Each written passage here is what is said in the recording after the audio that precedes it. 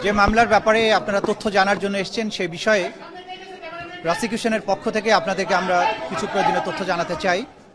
তা আপনারা অনুগ্রহ করে একটু শব্দ বন্ধ করেন।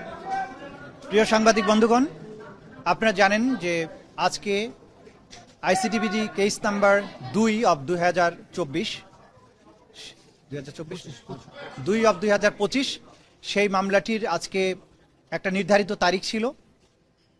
সেই মামলাটি হচ্ছে শেখ হাসিনা, আসাদুজ্জামান খান কামাল এবং চৌধুরী আব্দুল আল মামুন, তিনজন আসামির বিরুদ্ধে। তাদের বিরুদ্ধে গত জুলাই এবং আগস্টে 2024 সালের বাংলাদেশে সংগঠিত যে ম্যাসাকার এবং মানবতা বিরোধী অপরাধ, সেই অপরাধের দায়ে তাদের বিরুদ্ধে এই মামলাটি করা হয়েছিল। দীর্ঘ পথ পরিক্রমা শেষে, সাক্ষ্য গ্রহণ শেষে, উভয় পক্ষের যুক্তিতর্ক শেষে সেই মামলাটি এখন রায়ের জন্য প্রস্তুত হয়েছে। আজকে মাননীয় আদালত এই মামলাটির রায় ঘোষণার জন্য আগামী 17 নভেম্বর সোমবার দিন নির্ধারিত করেছেন। ইনশাল্লাহ আগামী 17 নভেম্বর সোমবার এই মামলাটির রায় ঘোষিত হবে। এই মামলাটি চূড়ান্ত পর্বে আসার পেছনে আমাদের প্রসিকিউশনের যে সমস্ত সদস্যবৃন্দ অক্লান্ত পরিশ্রম করেছেন, তাদের প্রতি, আমাদের তদন্ত সংস্থার যে সমস্ত তদন্তকারী কর্মকর্তাবৃন্দ তারা অক্লান্ত পরিশ্রম করেছেন এটাকে একটা যথাযথ প্রক্রিয়ার মধ্যে নিয়ে আসার জন্য, তাদের প্রতি, ভিকটিম পরিবার, সাক্ষী যারা দিয়েছেন, যারা নেপথ্যে কাজ করেছেন, সর্বোপরি বাংলাদেশের সাধারণ মানুষ যারা এই বিচার প্রক্রিয়ায় আমাদেরকে পেছনে থেকে সমর্থন করেছেন, সাহস জুগিয়েছেন, তথ্য দিয়েছেন এবং ধৈর্য ধরে আজকে এই মামলাটিকে রায়ের পর্যায় পর্যন্ত নিয়ে আসার ব্যাপারে ভূমিকা পালন করছেন, সেই গোটা জাতির প্রতি প্রসিকিউশনের পক্ষ থেকে আমাদের গভীর কৃতজ্ঞতা, শ্রদ্ধা এবং ভালোবাসা জানাচ্ছি। আমরা অঙ্গীকার করেছিলাম যে যারাই বাংলাদেশে যত শক্তিশালী হোক না কেন, যদি কেউ অপরাধ করে, মানবতা বিরোধী অপরাধ করে, তাদেরকে সঠিক পন্থায় বিচারের মুখোমুখি করা হবে এবং তাদের আইন অনুযায়ী যে প্রাপ্য সেটা তাদেরকে বুঝিয়ে দেওয়া হবে। সেই প্রক্রিয়ায় আমরা একটা দীর্ঘ যাত্রা শেষ করেছি। আমরা এখন চূড়ান্ত পর্বে উপনীত হয়েছি।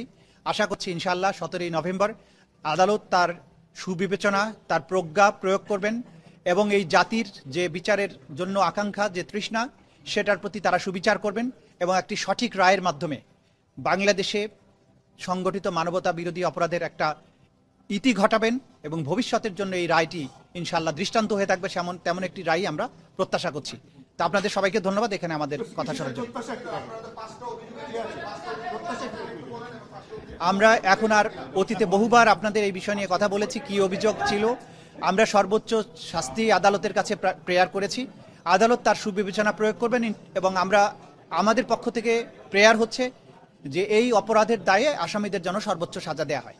একটু এই রায় ঘোষণার দিন ধার্যকে কেন্দ্র করে দেশে যে পরিস্থিতি তৈরি করা হয়েছে, আপনার কাছে মনে হয় কিনা যে এটি থ্রেট টু জাস্টিস বা এরকম কিছু বিচারকে সরাসরি যদি কেউ বিচার প্রক্রিয়াকে বানচালের জন্য কোনো হুমকি দেন, কোনো কার্যক্রম করেন, ডেফিনেটলি সেটা আদালতের প্রতি, আদালতের প্রসেস, আদালতের প্রক্রিয়াকে বাধাগ্রস্ত করার শামিল হবে। তো বাইরে তারপরেও সবকিছুর ব্যাপারে আমরা আমাদের নাক গলাতে চাই না। আমরা আমাদের বিচার প্রক্রিয়ার মধ্য দিয়ে, আইনের প্রক্রিয়ার মধ্য দিয়ে চলতে চাই।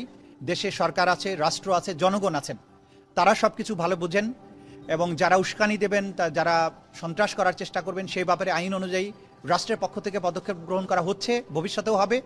আর যে জাতি ঐক্যবদ্ধ থাকে, জনগণ যখন জেগে থাকে, সেই দেশের ভাগ্য নিয়ে সেই দেশে নৈরাজ্য করার সাহস, শক্তি কারোরই কোনোদিন ছিল না, হবেও না।